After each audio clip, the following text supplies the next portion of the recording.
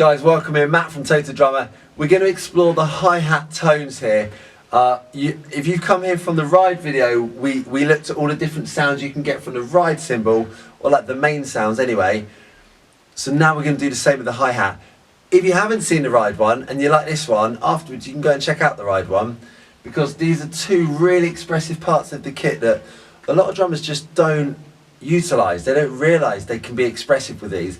The hi-hat is one of the most underused but most expressive bits of the kit. So we're going to look at the main bits. There's no sheet music. This is a very creative lesson. We're going to talk about some ideas. I'm going to demonstrate some stuff.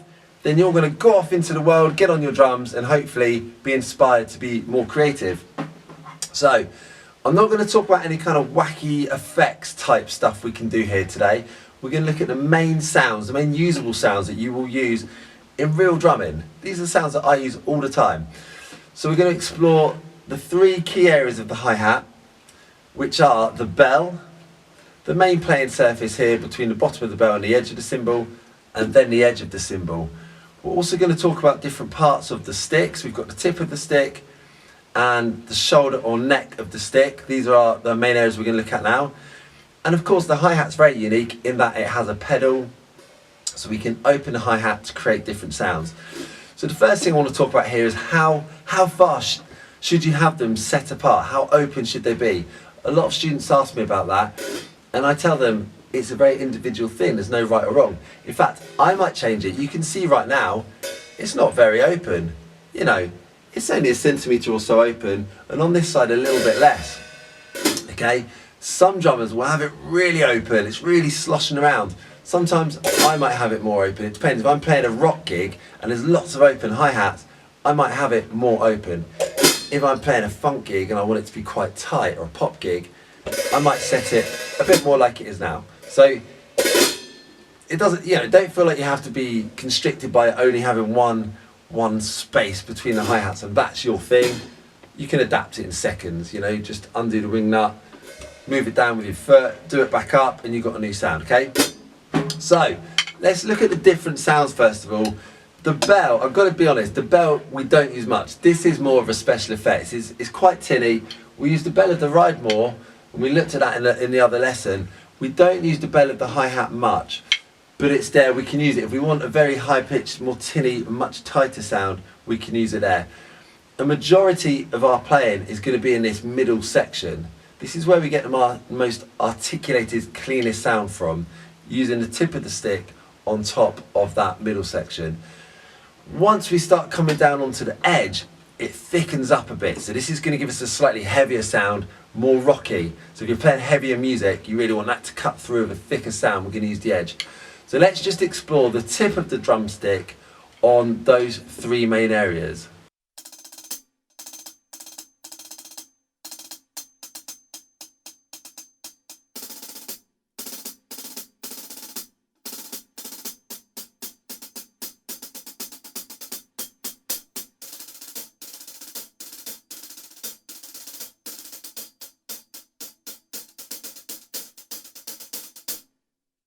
Okay, so even there you can hear real variation between the three. Completely closed, using the tip of the drumstick, but those different areas create very different sounds. By the way, your hi-hats will also make a big difference. These are 13-inch hats. They're the Zildjian K custom dark hi-hats. I love these.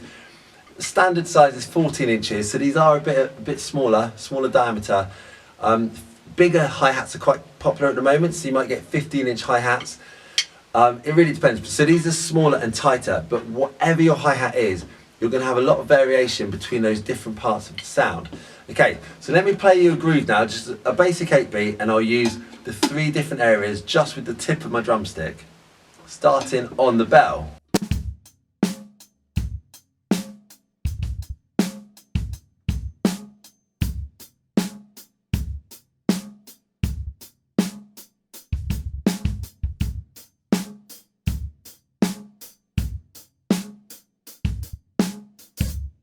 Alright, so a really common way you might use this is to create a dynamic shift between maybe a verse and a chorus. So it might be that you play the verse on the top part to get that more articulated sound, and it might be then for the chorus you build up to the edge, maybe you open the hi-hats a bit as well, so it's going to give it an even thicker sound. So let's just check out now another way. We'll come to the open hats in a minute, but let's just check out using the shoulder of the stick, because this is another great way to thicken up that sound. Where you're more likely to use this is on the edge of the hi-hat, so you don't use the shoulder or the neck so much on the top. You can do.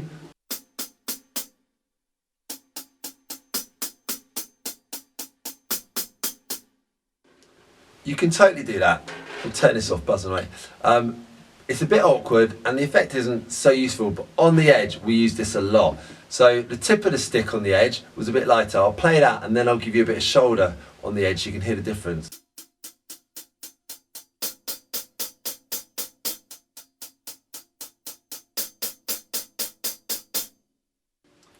So I'm not really hitting it harder, it's just there's more weight there, it just gives it a much thicker, heavier sound. So if you want, again, a bit more power, go into the rocky bit, the chorus maybe, that's a great technique to use. So let's just check that out. If I play the verse part, tip of the stick on top of the hat, chorus part, I'm going to go shoulder of the stick on the edge of the hat, and I won't change anything else, and you'll hear that just thickens the sound up a bit.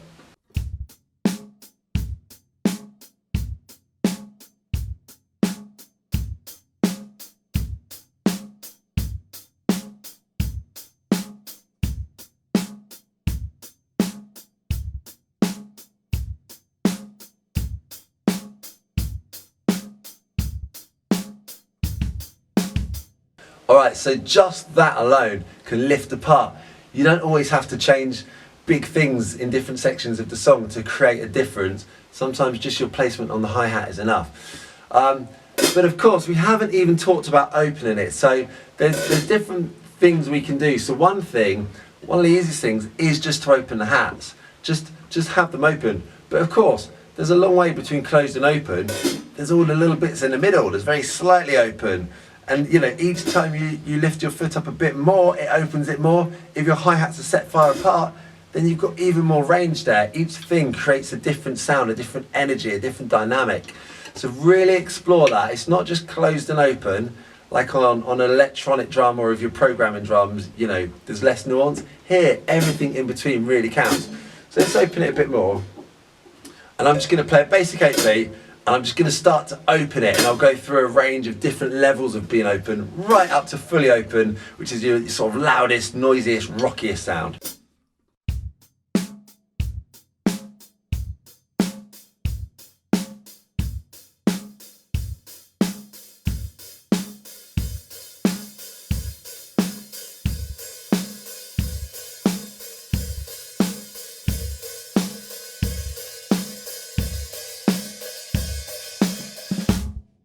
Loads of range there, and actually a great way to make that transition. Let's say your verse is the closed hi-hat, your chorus is the open hi-hat. A really nice way to build that transition so it's not abrupt is to gradually open it at the end of the verse. So like the last bar of the verse, you'll gradually open it to create crescendo, like this.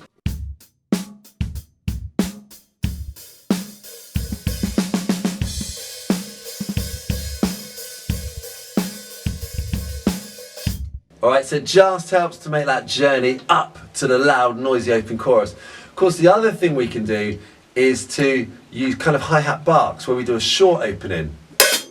And that's nice if we add a bass drum. Really cool for funk. So let me just give you some grooves of that. I mean, it's a technique if you haven't done it before, you want to practice that slowly, get used to it, especially with the bass, because your right foot goes down to play a bass, your left foot comes up for the hi-hat, so they go in the opposite way. So you want to work that gradually, but let me just chuck a bit of that in some playing.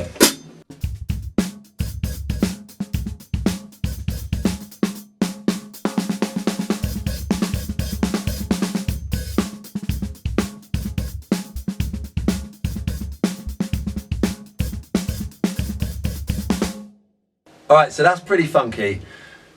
Of course, we've also got just your standard openings. So, and the same techniques we did there, but you might have it open for a bit longer. It's not as quick as those barks. So, for example,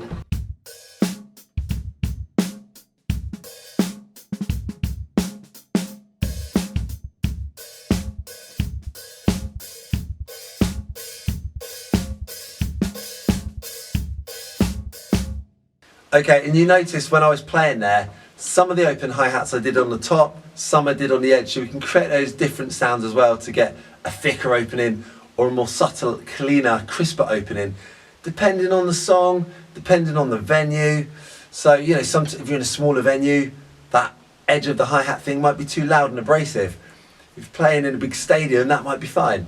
If you're playing metal, that might be fine, whereas if you're playing funk, you might want a crisper sound.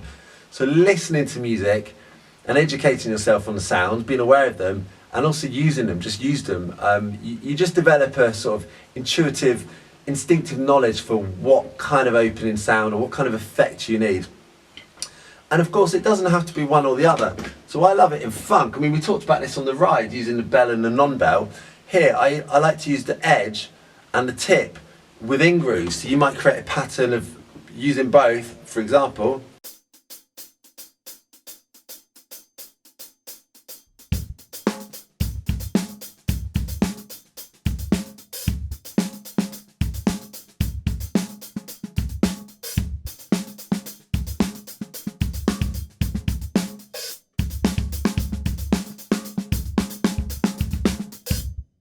Okay, so it's a more layered sound there. We've got these two different dynamics by dropping the wrist onto the edge of the hi-hat and then bringing the wrist up to play with the tip of the stick on top of the hi-hat, not using more power, just using those positions. Let me show you that slowly.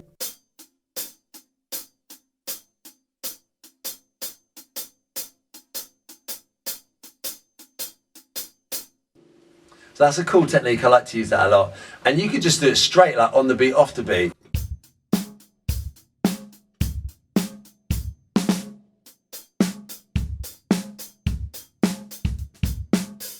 Okay, so you know, that's a really nice simple thing you can do to add just more interest and more layers into your grooves. So, lots to play there, thinking about the different parts of the hi-hat, different parts of the stick, and then of course using the left foot to control the opening.